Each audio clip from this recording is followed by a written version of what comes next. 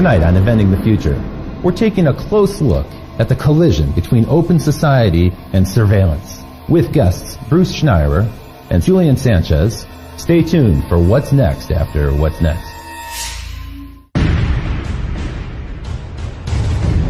$100,000 BC, stone tools. 4,000 BC, the wheel. 9th century AD, gunpowder. 19th century, Eureka, the light bulb.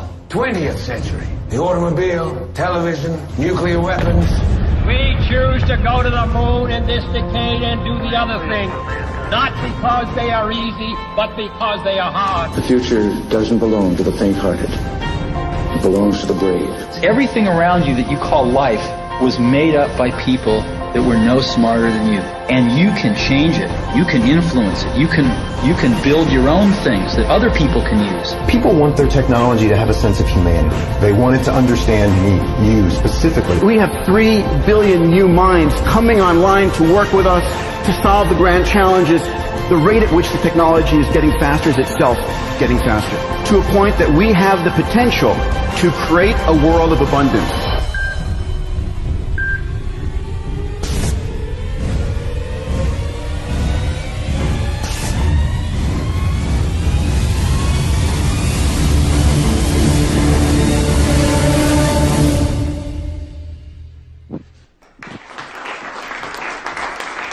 Thank you. Thank you. I'm happy to be back here tonight with Inventing the Future. You know, tonight's show is a little bit different than our usual show. Usually I come out and I talk about technologies that get me really excited, things that are coming in the future that I think hold great promise. Tonight it's going to be a rather different perspective, because it turns out that the digital technologies that so delight us and brought us so much abundance in terms of information and new ways to communicate, new ways to share ideas, well, those technologies also have a dark side to them. And we're going to take a look at that tonight. It turns out that these technologies that are in use around us right now, for instance, you're probably familiar with the idea of a hacker who might be going after your password to your social network account, or maybe your credit card information or something like that. But it turns out that they have a convention in Las Vegas, yes, just like any organization, the Black Hat Conference. And in 2011, just a couple years ago, one of these hackers presented a paper where he proved that he can actually wirelessly hack into an insulin pump or a heart meter and actually hack it from a distance. In a way, he could send a jolt to that person and commit the perfect crime by killing them in a way that would be totally undetectable. That's a scary thought, and some of the manufacturers are already working on cloaking technologies to prevent that from happening. Just last week, the National Intelligence Estimate was published, and this is a document that details how China has a massive sustained campaign underway right now to hack into multinational corporations. And as it turns out, more than 50 corporations are under almost constant assault in this way. More than 50 corporations per week are hacked into at an average of almost 2 times a week. Their internet defenses are successfully penetrated. So this is a real present threat that's happening. And it's not just the overseas threats that are happening. This technology is starting to pervade our life. It's becoming actually scarily commonplace. There are already companies, retailers, that are experimenting with cameras that'll track you as you walk into the store, and they'll compare your face to face images that have been tagged on Facebook, this facial recognition technology that's so prevalent, not just on Facebook, but also Apple and Google and other companies have promoted. And that's not all. Some companies are starting to use this in a way that I feel is almost unfair, where in a job interview situation, a corporation may demand that you relinquish your Facebook credentials or your Twitter account so that they can get a better understanding of your habits and how you communicate and who you're connected to. And that's a little bit Orwellian, I think. And perhaps most creepy of all, just this last week, Raytheon, a major defense contractor, announced a new program called Riot. It's the Rapid Information Overlay technology. What this allows them to do is assess in massive scale people's behavior in social networks so that they can predict future behavior. And this starts to take on a kind of creepy sci-fi theme. Now, some people feel that privacy's over. Just a decade ago, the CEO of Sun Microsystems, Scott McNealy, said this. He said, "You have zero privacy anyway, so folks, get over it." That's the world that he envisioned. We want to hear from you. We'd like to know what you think about this issue. And you can certainly use the hashtag ITF to let us know. I noticed that some people before the show have already started to send in questions on Facebook. And on live stream, you can chat in and offer your questions and comments as well. After tonight's show, we're going to stick around a little while for some live Q&A with the audience about this. But first, what I want to do is introduce our experts. We have two fantastic guests for you tonight. And first, let's bring on stage one of the most renowned security experts in the world, Bruce Schneier. Bruce, welcome to the show. Thanks for joining us. So, you are well known as a kind of a pundit about security and the issues that we're going to talk about tonight. And your services are also in high demand with organizations all over the world. What people might not know is that you have a fantastic newsletter they can sign up for. It's where I learn about these issues, and I've been following it for quite a while. And Bruce also recently published this book, Liars and Outliers. Tell me a little bit about this book. Is this on this topic, or? Well, it is in sort of a meta way. What I'm looking at is the notion of why security exists, and I'm looking at trust. And really, if you think about society, we need trust to make it work. I mean, you got this audience here, and I'm looking at them, and not one of them has jumped up and attacked the person sitting next to them. Right? You laugh, but if that was an audience full of chimpanzees, we couldn't get away with it. Right? Humans are the only species that can sit there quietly. And society works because of this. And there's a whole bunch of reasons, right? One of them might want to mug the other person or, steal my iPad back in the dressing room. But they don't for a whole bunch of reasons. There's a lot of security there. And we have sort of a social construct that keeps us all looking out for each other. It's social, legal. There's a lot of things going on there. So the nature of society requires some measure of trust to function. But in some respect, this might be getting undermined. For instance, this topic of hackers. It keeps coming up. People are very familiar with it. But from what I've read, you think it's kind of an overblown idea. Sometimes it's overhyped. Well, we do tend to overhype the criminal threats. And, it's really what makes headlines, what sells newspapers. We like to hype the attacks from China, cyber terrorism, cyber war. Basic cyber crime, stealing money, I think, is underreported. Okay, a lot more happens. Some people said that accounts for almost 2/3 of all crime is now internet crime. I don't know if that number is accurate, but I've heard that. Yeah, it's really hard to count. It's hard to measure. That's right. There's certainly a lot of it. So we can't dismiss it. It's a real thing. But tonight we're going to cover a number of threats. I thought we'd start though with a funny idea here. So a hacker in Montana hacked into a local TV station, and he got into the emergency alert system there. And he sent out the message that the zombies are attacking right now. So sometimes it's malicious hacking, sometimes it's just for fun. It's like a prank. And we've seen many examples of that. One thing you might not know is the prevalence of this, how often this is happening. So for the audience, you might wonder what these four things have in question here in the picture on the screen. The New York Times, Twitter, the Bush family, and the U.S. Federal Reserve. Well, the answer is that last week, these guys were all subject to massive hacking intrusions. And so it's a wide range of targets. And this is going on so frequently. We hear about it so frequently, we kind of get numb to it. And it's interesting. It's a different people in each case. We believe New York Times was Chinese. The Bush family was, I think, politically motivated. Federal Reserve was the anonymous group, so was some kind of political statement. Twitter, I don't know. Let's pretend it was a criminal. Right? You've got an array of different threats here. So the paranoia is justified a little bit when we hear about the hackers, but let's turn to another subject, which is these Chinese intrusions, because we heard so much, coming out of Davos, we heard so many companies grumble, complain, and in some ways they were a little bit ashamed to admit that they have this problem, kind of a growing problem, that they're being hacked constantly. And it seems to be true. I mean, everyone's pretty much hacked constantly all the time. There's a lot of hacking coming out of China, largely politically motivated. The attack against the New York Times, the attackers were looking for names of informants, right? A very political thing, presumably for government reprisal.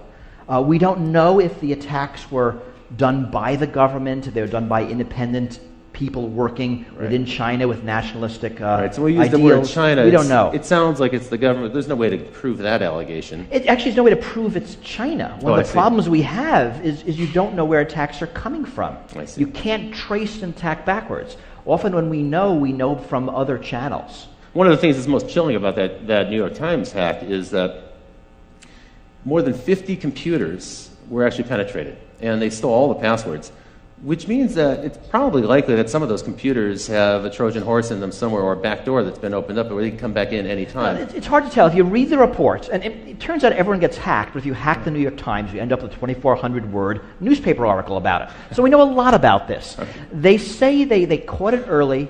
They let it go on for a couple of months to track exactly what was happening. They knew where all the back doors were, and they closed them. Were they perfect? We have no idea. They think they were, and they look like they did a good job. We don't know, but that certainly is a problem.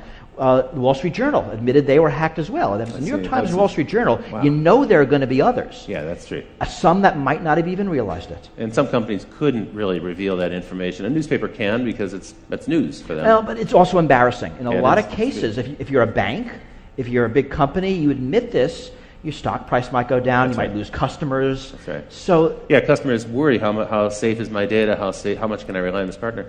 Now, some people characterize this as cyber warfare, and I've actually read where people say, we have a massive cyber war that's underway right now, and it's the U.S. versus China, but other countries are involved as well. Iran, sometimes they mention Israel or France. How serious do you think this cyber war concept is? I think a cyber war is largely rhetoric. I mean, it's not war. We know what war looks like. Right. I mean, this is espionage. Yeah. It's not a military action that involves guns and bombs and people dying. The cyber war rhetoric, I actually think, is largely put in place in the U.S. by government corporations that are profiting from it. Right? The U.S. Cyber Command announced last month that they're expanding from 900 people to about 5,000 people. Oh, so if we bang the drum of war, we can kind of stir up people and get support for a massive expansion. Because you think about it, we're really weird with war. We love to use the word war when there's no war. War on terror, war on crime, war on drugs. We love rhetorical wars. We hate using the word war when there's an actual war. We'll say anything else other than war. And this is confusing. So metaphorical war is accepted, it's politically acceptable. But what's going on here has kind of aspects of both. So the war on drugs is clearly not a war. Right. These cyber attacks, there's some kind of stuff going on that involves militaries. And it involves nations in some respect, and they're spooks, so in a way it is kind of a war, but it's a shadow war. My fear is that we're in the early years of a cyber war arms race. That there's a lot, and not just China, the U.S. too, NATO, other countries, we're pouring a lot of money into cyber attack, cyber defense. It's a huge growth industry. That's true. And if you think about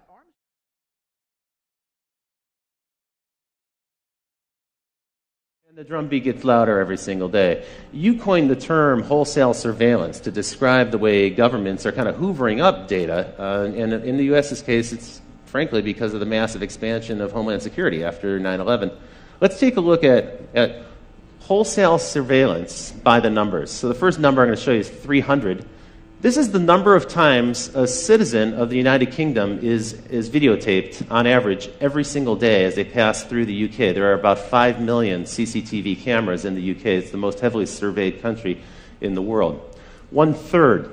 This number represents the percentage of U.S. Air Force craft that are autonomous drones. Most people are unaware that we have 7,500 drone aircraft in the U.S. Air Force right now, and that number is increasing rapidly. And by the way, the Air Force isn't the only government branch that has drone aircraft. We'll get into drones a bit more. But the number that struck me was 40.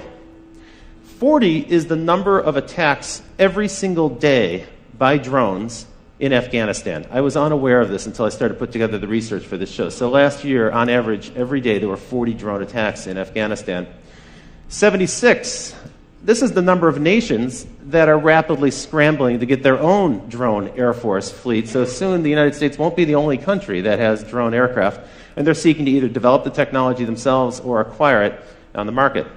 Now this big number, 878,000, that's a number of hours of audio that have been recorded in 2012 by the FBI in surveillance here in the United States. And this number, staggering 29 million electronic files that were gathered by the FBI last year in surveillance in the United States. So this is, in some respect, these numbers reflect the massive expansion of electronic surveillance that's happening right now. And to help us talk about this, let me introduce our next guest, who comes to us from Washington, D.C. Folks, it's Julian Sanchez from the Cato Institute. Hi, welcome to the show. Thanks for joining us.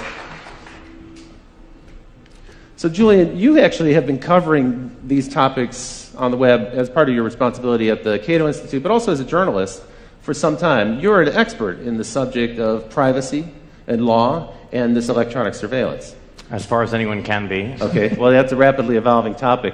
One of the things we talked about earlier today, and we're getting ready, was the expansion really began after 9/11. We had kind of a state of emergency. And my observation is it's a permanent state of emergency. It doesn't seem like there's any end in sight. Well, that's right. It's not a conventional war where you beat the enemy and then they're gone. It's a war, in a sense, on a concept terror. And as long as there are angry young men somewhere who hate the United States, there'll be a justification for that threat. That's right. As long as we keep lobbing in Predator drones with Tomahawk missiles, we'll probably create a whole new generation of terrorists who wish to... We don't seem to be running out. Yeah, that's right. Now, tell me a little bit about Homeland Security, which really is a relatively new thing, but that's been the locus of this big government expansion. And what they really did was they combined a whole bunch of different government departments together under one mandate. Tell me a little bit about the growth of that and then some of the other organizations. Well, that's one part of it. The DHS gets a lot of attention. They're perhaps the most visible in the form of TSA, the people who are groping you as you get on a plane. It's really, though, I think, not the biggest expansion of the surveillance state since 9/11.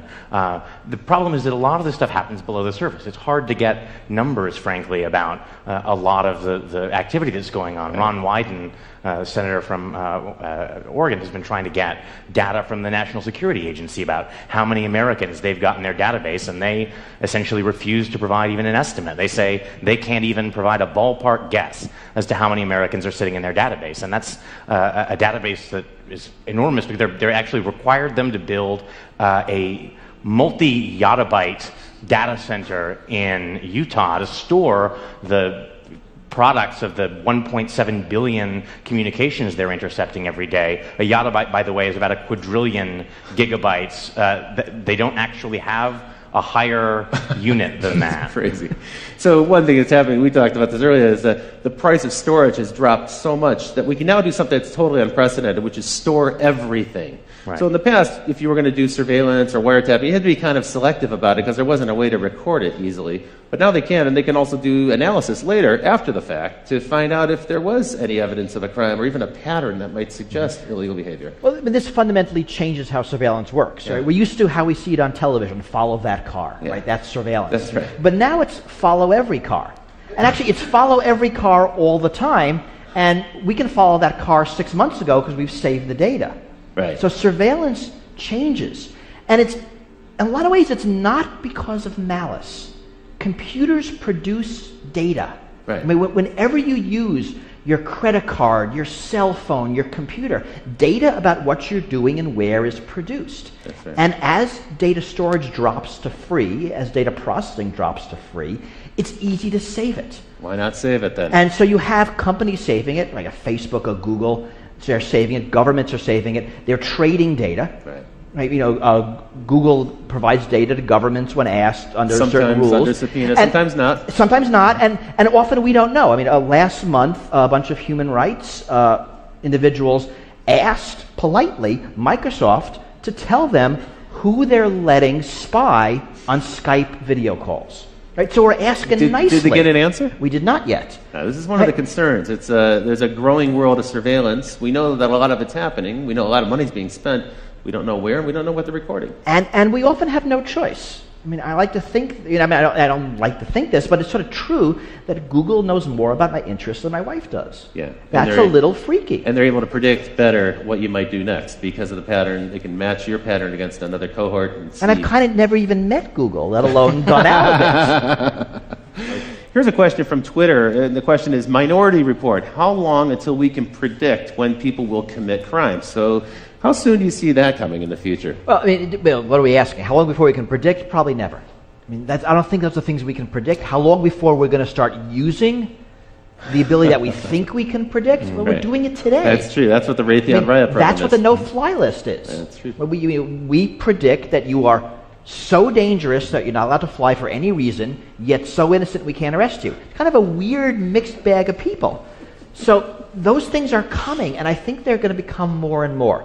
I think as technology gets more dangerous, as the things a bad guy can do increase, I mean, think about bioprinters, Right. Think about homemade, all the things we're scared of, homemade nuclear weapons. Some of the topics we've covered on the show. As those things get scarier, the desire to stop someone before the fact. The only normal crime prevention is after the fact. Right? I'm going to let you murder somebody, the crime's gonna happen, and I'm just going to arrest you after the fact. Right. That only works if I can live with the murder rate. Right. But that's not going to work if you're able to print a pathogen that drops a species.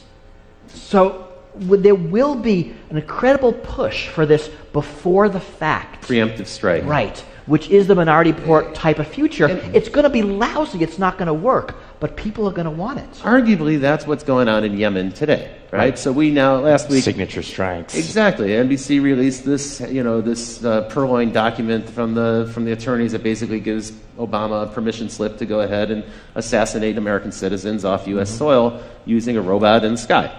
Okay, so that occurred. What are they actually aiming for? They're not going for people who are in the process of conducting some sort of terrorist incident or building a bomb or something.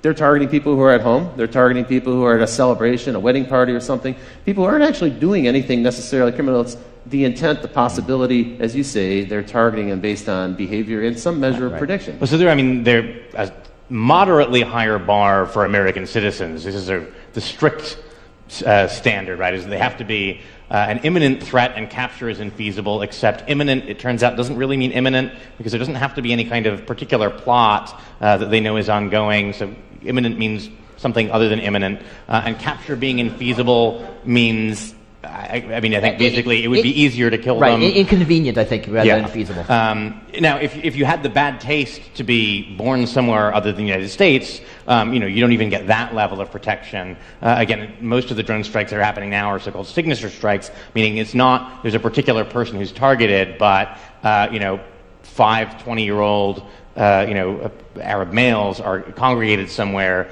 and that's either a terrorist plot or a wedding, but better be safe than sorry. Take him out. Tell me a little bit about Total Information Awareness, this program that Admiral Poindexter proposed more than a decade ago, but I thought it went away, but it seems maybe it's coming back. Right, the problem there was that they had terrible branding. They called it Total Information Awareness, which sounds creepy, and then they had a logo that was like an eye in a pyramid with beams coming down at the earth, so this sounded terrifying. Bill Sapphire wrote a column, freaking out about it. Everyone was duly alarmed. Congress nominally killed it, but it ended up getting essentially fragmented into a bunch of different programs that were farmed out to parts of DHS or DARPA. I think the NSA's Pinwheel database is in some sense an offshoot of that. Pinwheel is, again, on this model, a kind of vast database that allows kind of Googling for communications. They've shifted from that kind of targeted model, get a warrant, have an individual wiretap their conversations, much more toward a model that involves, some people have called it sitting on the wire, suck in everything, and then after the fact, figure out the search parameters are interested, go through, pull stuff up. And that's concerning, I think, because, when J. Edgar Hoover ran the FBI and was abusing surveillance for political purposes, at least he had to target particular people. He's going to decide that Martin Luther King is going to be spied on, and then they're going to try and drive him to suicide. Now, this stuff is sitting in a database for 30 years. If they happened to sweep you up and then in 10 years you're running for Congress, someone can after the fact decide you're worth scrutinizing. It's even conceivable that behavior that's legal today could change in the future, and there'll be some record of it, and that could be embarrassing on the one hand, but it even might be that after the fact it's illegal. Or even not. We all do things that are embarrassing because we're human. Yeah. If everything is swept up, then the likelihood of it being uncovered by somebody, and if you can greater. Selectively edit it, we see this now in political campaigns. That's true. Now we're living in a world where pretty much every candidate is followed 24/7 by the opposing party with a camera, because they're going to say something that's embarrassing. Sooner or later, and you got 10 seconds, and it's a beautiful, embarrassing quote, and you run with it. They run like crazy. We know one of the things the intelligence agencies like to do with the fruits of surveillance information is use it to coerce people into becoming informants. The FBI now has 15,000 informants, like 10 times more than Hoover ever had at the peak of COINTELPRO, the kind of vast spying and infiltration network, looking at civil rights and anti-war groups. And one way to do that is to say, hey, we found out that you're having an affair. Why don't you spy on your mosque for us? There was a case here in Chicago, and a guy named Ibrahim Mashal, I think. They said, look, we know that you had communications with a cleric in the Middle East. They were innocuous, but that's enough of a pretext to get someone put on the no-fly list. If your business requires you to travel, that's a huge obstacle. And they said, well, we can get you off the no-fly list if you're willing to cooperate, if you're willing to tell us what people are saying at your mosque. And he's actually currently now suing the Justice Department over this. So the information is gathered up in this kind of broad sweep, sometimes without a warrant. And in any case, warrants are targeted at an individual. Here we're taking information wholesale, as you put it, hoovering it up, and then it's analyzed later. And then if something embarrassing, awkward emerges, now they've got leverage on somebody. It might not even be illegal activity, as you point out, but it's leverage to coerce them into cooperating with the government and doing the government's bidding. And this is our government. Now, I'm assuming that this is happening all around the world, and probably in countries that don't have the same due process and constitutional rights and privileges that we have in this country. And I mean, it's certainly true, and we know that U.S. technology is being exported to totalitarian regimes for varied purposes. Government of Syria, government of Egypt, government of Iran. We know those technologies are being used to identify people who are blogging, who are tweeting, anti-government. That's right. After the Arab Spring, it's almost a certain bet that every authoritarian government now has a system in place to track those people who are outspoken, bloggers, tweeters, and so forth. Now, Bruce, I put this picture in for you. So why don't we go to this picture full, Ken, if we can show this to the audience. It says, premises protected by a false sense of security. You coined the term security theater. And tell me a little bit about that, because this is how most Americans experience the federal government most frequently now. Is as we go through an airport, we get an encounter with a federal official, right? I mean, it's actually amazing that for most of us, the way we interact with national security is the TSA at airports. Yeah. So security theater is security that looks good but doesn't do anything. So a great example is, I don't know if people remember, right after 9/11, if you were flying, you saw National Guard troops at airports. They were just after security checkpoints. They were on a rubber mat. They had uniforms, carrying a big gun. They were like 20. I mean, they were kids. Those guns had no bullets. Because, I mean, right, they were kids. They would know this would be dangerous. That's right, security theater. It looks good. It might make you feel better, but it's not gonna do anything. Has the TSA program been effective? I mean, are there that many people trying to smuggle weapons on airplanes? Are they going to repeat the same attacks of 9/11? You know, so it seems not. I mean, I always think of the game this way, right? It's sort of us versus the terrorists. So we screen for guns and bombs, and the terrorists use box cutters. We take away box cutters, they put a bomb in their shoes. We screen shoes, they use liquids. We limit liquids, they put a bomb in their underwear. We have full body scanners. They're going to do something else, right? This is actually a dumb game. It is dumb game. Right? It's like shutting the gate after the horse is gone. I mean, so the smart game is you pick your attack, I pick my defense, and we see who wins. The dumb game is I pick my defense, you look at my defense, you pick your attack to bypass the defense, and right? So it seems that the TSA has largely been irrelevant, and they will talk about their success stories, and it's how many knives they take away, and they found somebody wearing a fake army uniform, and they confiscated a snake. I mean, this stuff is actually on their website, and they're proud of it. They used to show some of the confiscated weapons in the early days, but I think that's tapered off now because most people have learned don't bring a weapon. Or people do forget. I mean, people do bring guns on airplanes because they forget. It is kind of weird. You'd think everyone would know by now. But also, people buy souvenirs, and there's like a knife in the wooden statue, and they didn't realize it. That's true.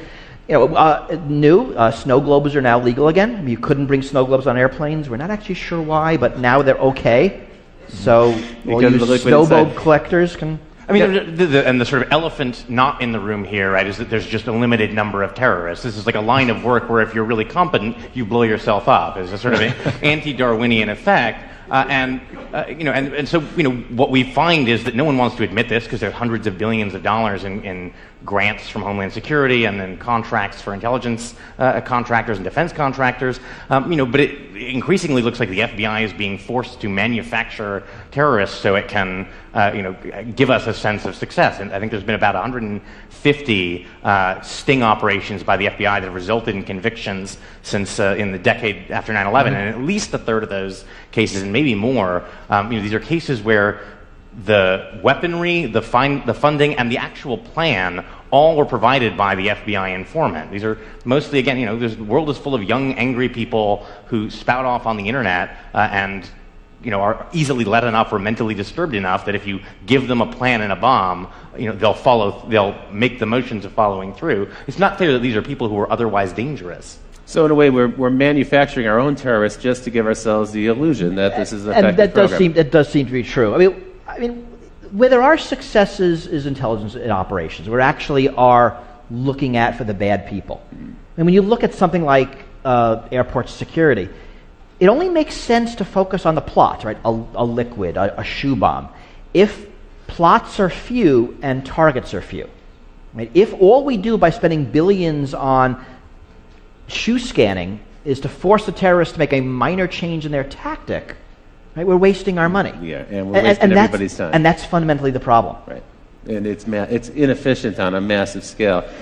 Speaking of inefficiency, these scanners that we're looking at, the rapid scans, now I guess they're going to phase them out of the airports because they've been proven to be ineffective. After radiating us for a couple of years, now they're finding out that doesn't actually thwart any kind of criminal activity. And because some of these makers of these things fell through on contracts that were supposed to allow them to use a blob to show objects instead of actually showing you naked. But there's a bit of poetic justice. They're apparently being repurposed at the entrances to various federal agencies. So, right, they're actually not going away. That's important. And the full body scanners aren't going away. There are several technologies. Yeah. And the millimeter wave is staying, so holding your hands up and being scanned is not going away.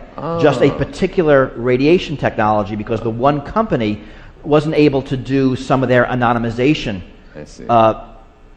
things on the visuals, what Julian said. And there was a case in Florida where some of those images did leak out, and that also undermined the claim that somehow this information would never get out in the web. And here we have the pictures right here, so you can see them.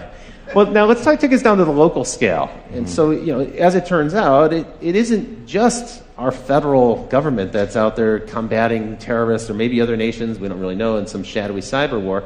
But actually, in a weird way, I think the DHS has kind of co-opted your local police force. They've turned them into deputies of this national effort to find terrorists. Talk a little bit about the spread of Homeland Security dollars to local police forces. Well, so I think we'll maybe get to fusion centers in more detail later, but there's lots of federal money out there. If you say you want to run a counterterror program, you may not have terrorists, but that's no reason to turn down the money.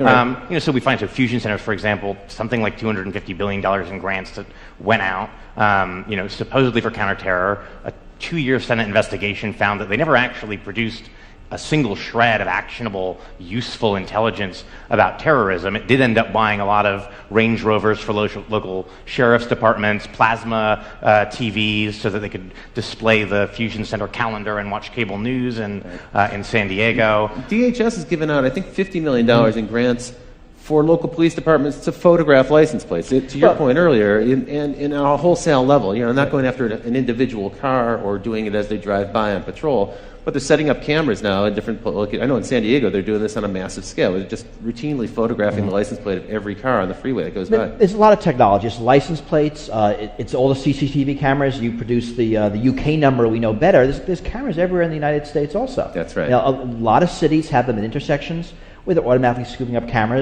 license plates. Again, that's being saved. The money's being used for other surveillance, for cell phone surveillance, for just collecting up lots of data. And we'll get into cell phones in a minute. But because it's data, it sloshes around. I mean, this is the fundamental problem. It doesn't matter who collects it. Once it's in the system, it goes into a fusion center, it goes into the NSA's computers, it goes into some marketing computer, and the data stays. And it's very hard to get rid of it. And now it's being used for all sorts of purposes. And we have no control over it, or really even any visibility into what data is collected. We don't know how it's being used or who's using it. We also don't know when it's going to come back to haunt us, because it may turn out a few years later something that you did was of interest to them, and they may have been tracking you for quite some time. You're probably taping this show. I'm sure we are. So there are billions at stake, and it's a rapidly growing business. We know now that the surveillance business itself, just that segment of it, is now something like a $5 billion business outside of government to private corporations. I thought it might be nice to take a look at the snooper market, take a look at all the devices, some of the devices that are on sale. For instance, the Watchhound, which allows police forces to listen to cell phone conversations the same way you might if you were using, say, a radio band scanner. So you can actually tune in to the cell phone conversations. You probably didn't think that people could hear you when you're talking on your cell phone. In fact, that's widely available. These are widely in use. The Stingray. Stingray, this is an interesting device. It can be mounted in a van, in a police van, and driven around a neighborhood. And if they're trying to find a particular individual, even if that individual is not using his cell phone, what it does, the Stingray pretends to be a cell phone tower, and so it'll find that phone, connect with it, and then they can drive a few more blocks and eventually triangulate the location of that particular phone. So they can find you with your phone. In a weird way, your cell phone is like a little spy that's in your pocket, leaking out information about you. And then Cellbrite. This is one that troubles me the most. So for a routine traffic incident, moving vehicle violation, you can be pulled over by a policeman. And if you have your cell phone on your body, or if you're using it when they pull you over, then they have the right to take your cell phone, and they plug it into this thing, Cellbrite, and in just about 2 minutes it can download everything that's on your phone. Now think about that. That technology is actually accessing my whole life in my cell phone. You're with the Cato Institute. At this point, I need to disclose that the Cato Institute is known as a libertarian organization, a libertarian think tank. What's your take on this device, this Cellbrite? I mean, are you outraged by this? This is a little bit of an intrusion. Yeah. I think it's the question, of course, is whether this is actually something that happens routinely. We don't know what a court would say about a situation like this, but certainly the setup is there. The Supreme Court has held that it's not just felonies that a police officer can arrest you for. It's any crime, including not having your seatbelt buckled or a traffic violation. It's up to their discretion whether to perform an arrest. And then once they've decided to arrest you, there's a Fourth Amendment exemption for searches incident to arrest. It's certainly not beyond the realm of possibility that they could decide that that is covered within the scope of a search incident to arrest, and effectively use a pretextual stop to gather a full record of your electronic life. I've also heard that when you enter the U.S., sometimes Customs and Border Security will do the same with laptop computers, cell phones, and so forth. And usually, you're right, it's for an individual of interest to them. Not necessarily a suspect, but it might be someone we know of, documentary filmmakers and volunteers who work on organizations, even people affiliated with Aaron Swartz. I have been detained in this way and seen their electronics moved down. Well, and the privacy watchdog at DHS actually just issued a finding that suspicionless searches of laptops and other electronic devices basically should be allowed to continue. No reasonable suspicion of any kind is necessary. And they concluded bizarrely that there would be no civil liberties benefit to curtailing these searches at the border. And border search here is sort of a term of art. It's also their view that the sort of constitution-free zone extends for about 100 miles in from the border. And the Constitution-free zone, not a phrase I'd heard before. Remember that this is all temporary. I mean, so what's the outrage here? That my phone has my email, my contacts, my calendar, my life. Potentially my credit card information could be stored. But think about what's really happening. I have a smartphone. It's probably that Google has my email, my calendar, my contacts. Right? It's just in a convenient cell phone shaped package for me to carry around with me. You're right. If the police wanted it, they could just go get it elsewhere. That's true. I mean, so data's moving around. One of the problems with these debates is we always focus on one thing. We focus on cameras, focus on cell phones, we focus on CCTV. Whereas the problem is everything put together. Right? It's not drones, it's drones with cameras. It's not drones with cameras. It's drones with cameras and face recognition, the ability to track between different drones and day-to-day, tie that back to databases so you can see in real time from a drone everybody's name and income level as they walk around town. This is a terrifying prospect. In a way, getting your data from the phone is super inefficient because, one, the person knows that you've done it, probably. They see you plugging their phone into something, and you have to only get one person at a time's data. What a drag.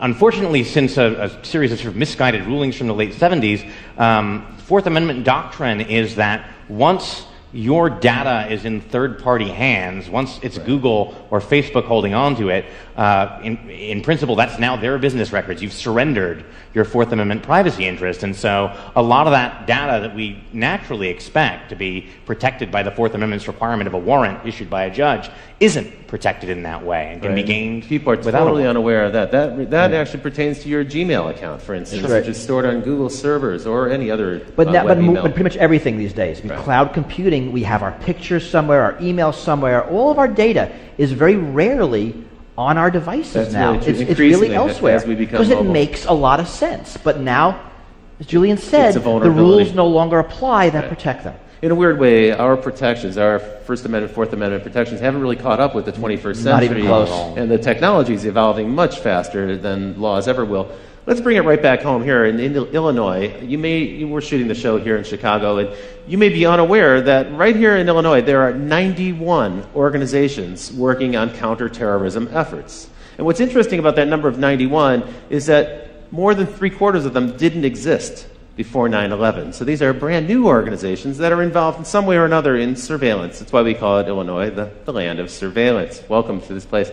What we happen to have here is 2 fusion centers. You talked a little bit about these. Here's a really ugly diagram from the government. It's non-confidential, so it's been released for us to show to you tonight.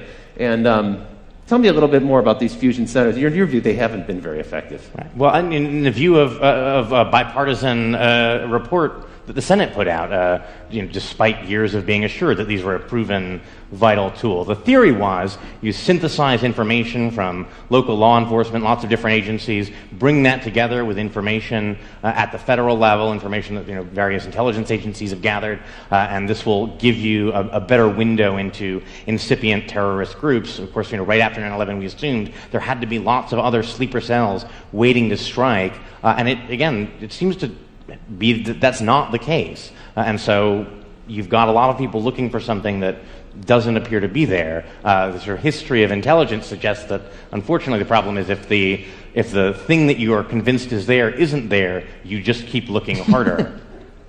That's true. And redouble your efforts and argue in the future. We need more resources to go after this. One of the funny ironies that I think has emerged here is a statement that actually was made by Julian Assange, and we put on this picture here. We got this picture from the web, but it's actually worth zooming into. So if we can put this on screen for the folks at home, you have Julian Assange of WikiLeaks, and he's saying, "I give private information to the public for free, and I'm a villain." Meanwhile, Mark Zuckerberg of Facebook, well, he's taking your personal information and he's providing it to private enterprise for money, and he's the man of the year. Your take on this is slightly different, I think. You're not going to go with this parody 100%. Well, it's funnier than it is true. I mean, right. Just sort of for reasons of greed, basically. Zuckerberg wants to keep your information, so the corporations have to keep coming back to him to target their ads. You give out all that information, they don't need you. But these companies, and it's not just Facebook, it's also Google, it's also Apple, they're subject to literally thousands of subpoenas and these really creepy national security letters. Yeah. Can you tell us a little bit about that? Because I think a lot of people are unaware what an NSL actually is. So national security letters, they're a tool that existed in a much more limited form before 9/11, were in a series of stages expanded. They allow FBI agents, basically the head of any one of 52 FBI field offices, to authorize without judicial supervision or approval the seizure basically of non-content telecommunications records and financial records. And financial records now has been expanded to mean any record from anyone that uses money, essentially. And Obama, when he was campaigning, said he wanted to do away with these. He wanted to do away with national security letters being used to seize sensitive information about people who are not even suspected of a crime. They're really used in a kind of 6 degrees of separation way to say, well, we have one target, let's look at everyone they're friends with and let's look at who they're emailing and what websites they're visiting, so we can get a kind of social graph or pattern out of it.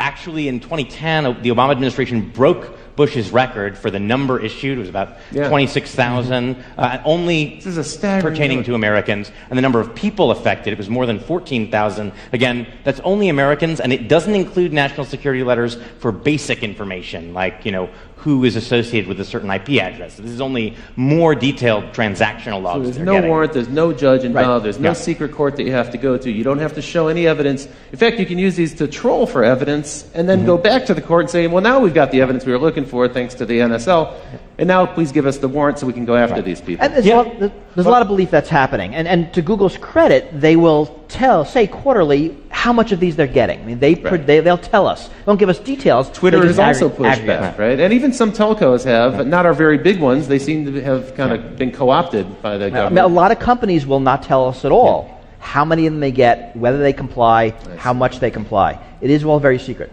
Google and Twitter are rare in sort of volunteering some of this information about how much they get. There's no aggregate reporting as there is with wiretaps that would give us a kind of overall picture of how much these different electronic surveillance tools are used. The telcos normally are not so forthcoming, but Congressman Ed Markey sort of requested the major cell phone carriers to give a tally of how many requests from different kinds of law enforcement agencies they got, added up to about 1.3 million a year. Wow. A lot of that is cell phone tracking. A lot of that is calling patterns. Also, just the compliance with that. Think of the number of requests. Mm-hmm. I'm certain that the person receiving those requests at that volume would just automate the process and not even pay attention. Well, Sprint has done that. They created a back end called L-Site because they said we're getting so many requests we just couldn't deal with them manually anymore. It's like the information smorgasbord. Right. They allow them to just dial straight in. We've heard rumors about that too with some of the other social networking sites. Kind of a creepy thought. One question here comes in, have you developed your own ways to combat or accept this new world order of constant surveillance? So I guess the question pertains to you guys. What do you do in your own lives to keep your lives private and secret? Yeah, I mean, what we do is around the edges. Right. I mean, what can you do? You can not have a credit card. You can not have a cell phone. You can not go outside. You can live in a cave. I mean, they kind of make no sense. You know, I don't have a Facebook account. That makes me kind of a freak.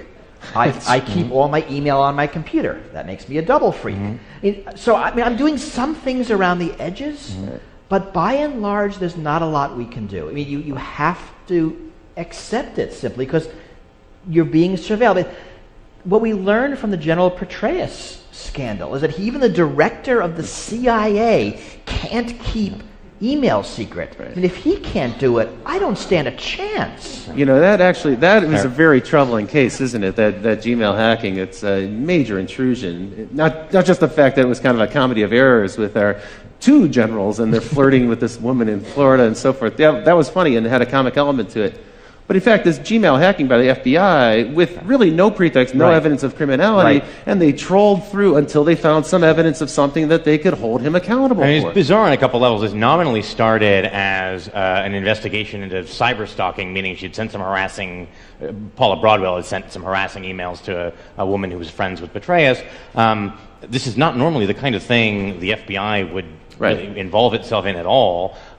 Having tracked these emails back to Broadwell, because again, you're never private, she had used an anonymous Gmail account, but then logged in from the same IP address to her real Gmail account. Even if you're using stuff like something like Tor, usually the IP address is persistent over time. So if you log into anything that's connected to you within that window, you can be traced back again. They can link those two things. And then having figured out who sent the emails, if that was they decided, I think, ultimately that actually the emails didn't rise to the level of criminal harassment, but having identified who sent them, instead of then confronting Broadwell, they decided to do a phishing expedition through all of her email. And it's not clear what conceivable connection that had to the thing that they were supposed to be investigating. So at that point, the supervisors, when they found no evidence of criminality, they should have called the investigation off, and they didn't.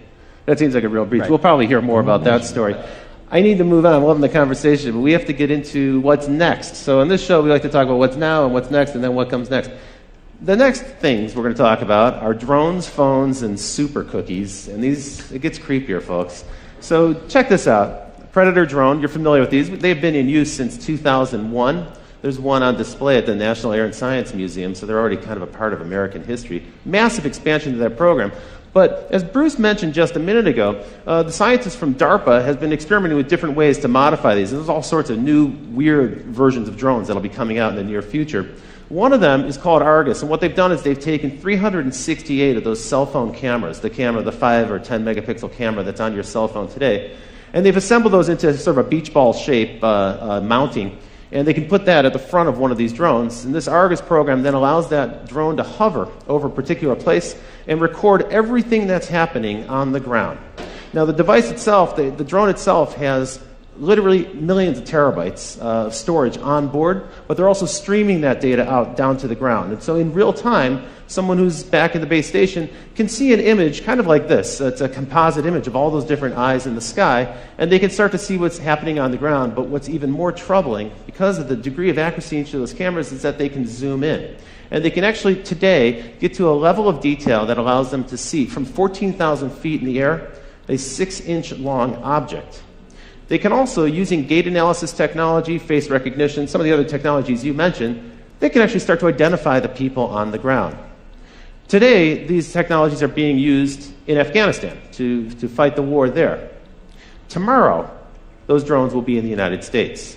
It seems to be a near certainty. More than 358 different law enforcement groups and counterterrorism groups in the United States have asked the FAA for permission to start to fly their own autonomous drone units, and we can expect those to be mounted with similar surveillance technology.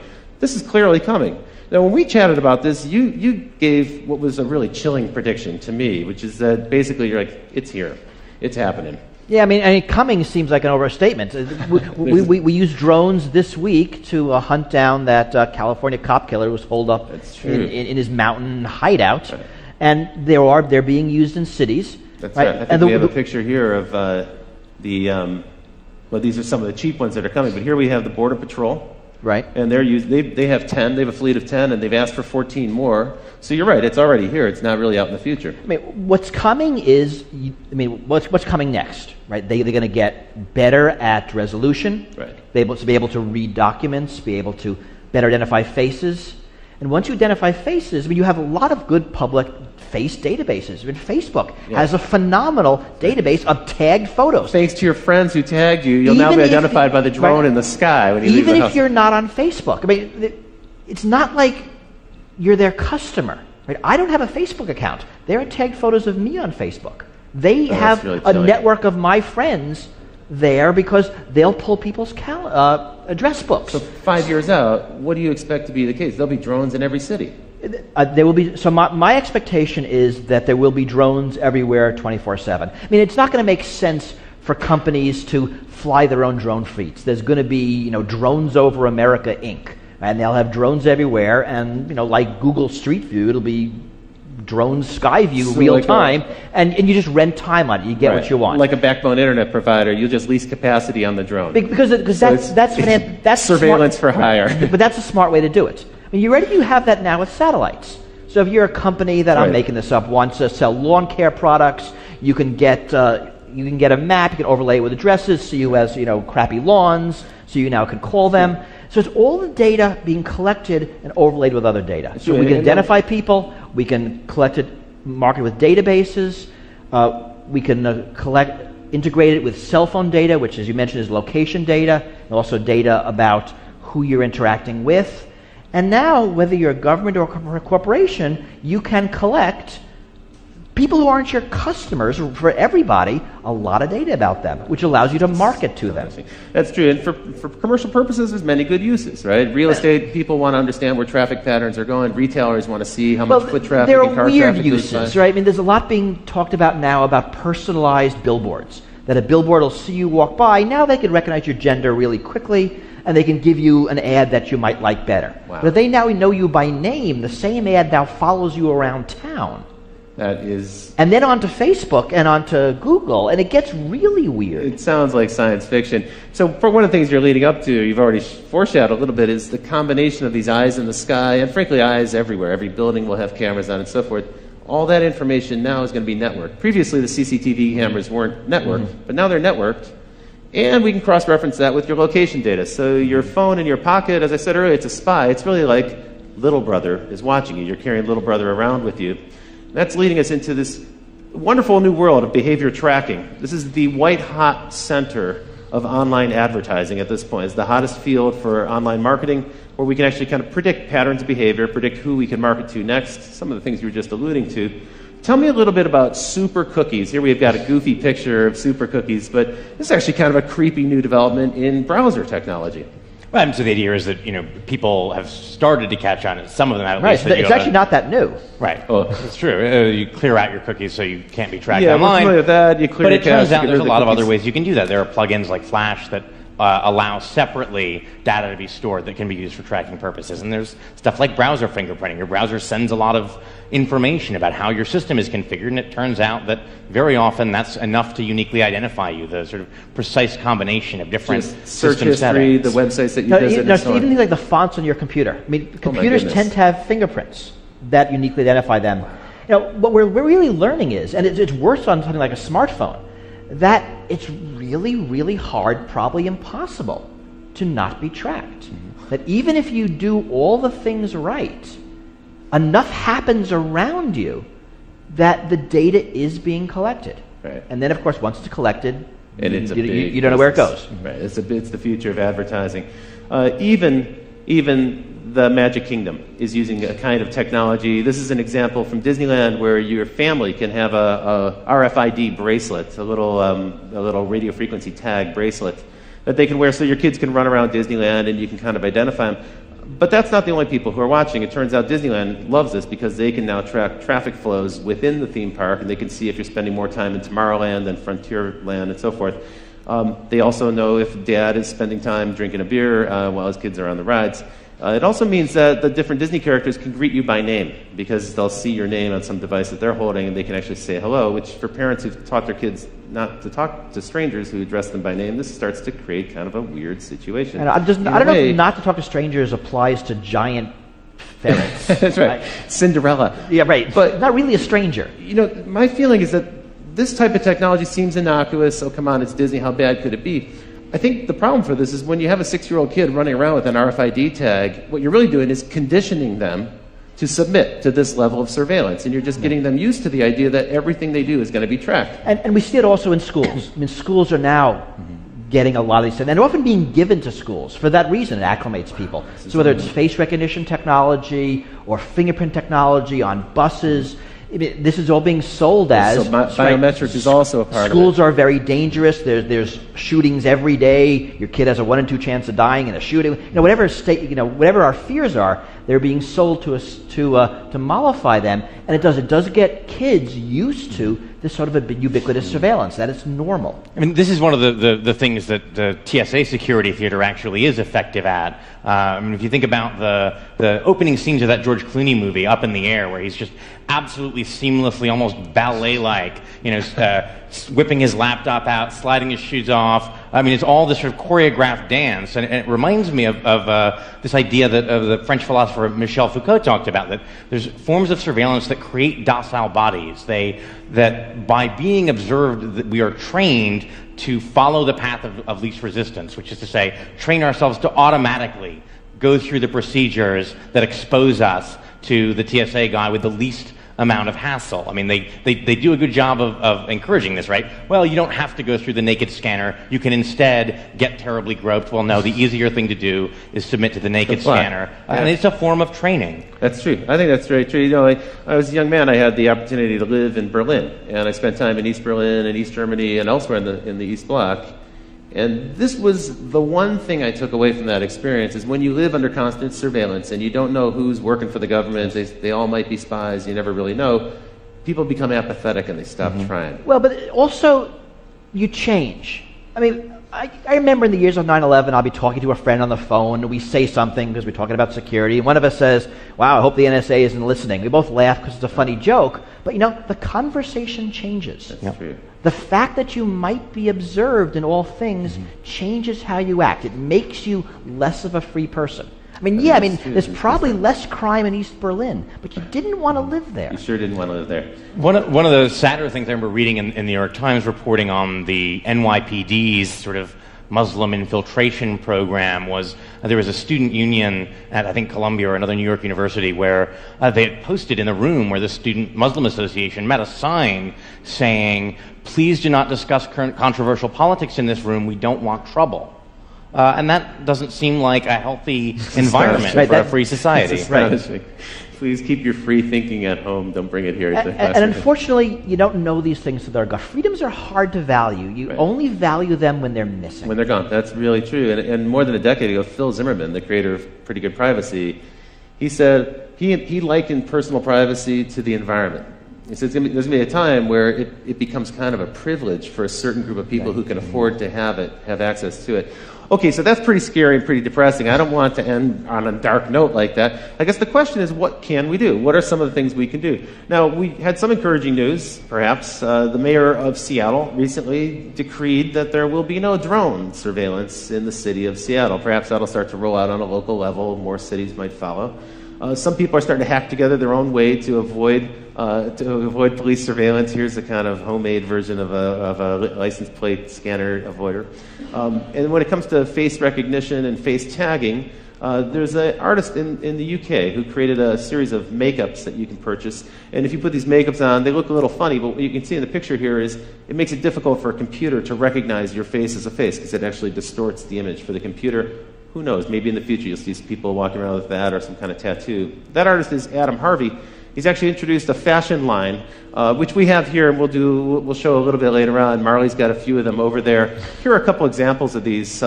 It's a little fanciful, maybe a little hypothetical at this point, but these are garments designed to help you protect yourself from surveillance cameras, from thermal scanners, and from surveillance cameras. And you can see they might even have a chance of bringing the burqa back into style here in the Western world. One thing actually that they sent out I thought was probably had some use to it, which is this bag.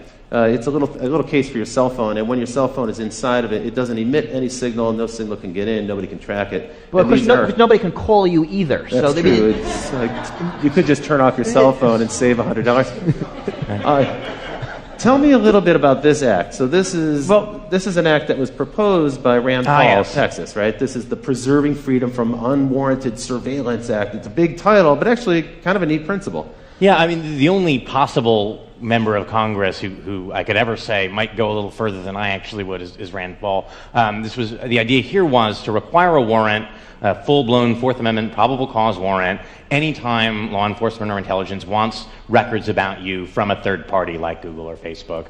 Not just the contents of communications. Federal law sometimes allows those to be gotten without a search warrant, although courts are increasingly saying the Fourth Amendment requires it. He wanted to say all records, your IP logs, your basic subscriber information, everything would require a full-blown warrant. That seems like a little much. I mean, they need something that they can get first so they can build the evidence they need to go to a judge for a warrant. But it's actually a very hard question where to draw those lines. What is sensitive information? Because even something like an IP address or email headers can reveal stuff about your political associations, which the Supreme Court has said is protected under certain circumstances. You can't force a controversial political organization like the NAACP to reveal who their members are to the government. That's a pretty tall order. But unfortunately, this bill died in committee, yeah, right? I mean, the bill and all of the technologies you talked about, if you think about it, they're really around the edges. When you think about what we can do, the unfortunate answer is kind of not much. And these things are happening. There's a drone lobby. There's now a big surveillance technology lobby. I think what we can do is what we're doing here. We need to talk about the issues. We need to make people aware of them, and we need to agitate. I mean, this is going to require real social and political change. We're not up for it now. The hope is that we will be eventually. I quite agree with you. Note that the Paul bill was one of several that got shot down as the FISA Amendments Act, which empowers the NSA, was reauthorized. A lot of this stuff was a lot milder. So a proposal that the NSA has to make an estimate of how many Americans are being swept into its database, shot down. A proposal that before, if they're doing foreign collection and they sweep up Americans and they want to search for a particular American, they need a search warrant for that, shot down. It's sort of troubling how little will there is. Who's doing the shooting down? Like, who are these senators? Everybody is. Everybody. It's not anybody in particular. Bipartisanism is alive in Washington. When it comes to stopping legislation. Yes. The problem is there isn't the political. I mean, if you think about who won, you're going to go against the police. You're going to go against national security. You're going to go against corporate lobby. There's not a lot of power arrayed against these things, and that's why this is hard. It's a giant issue.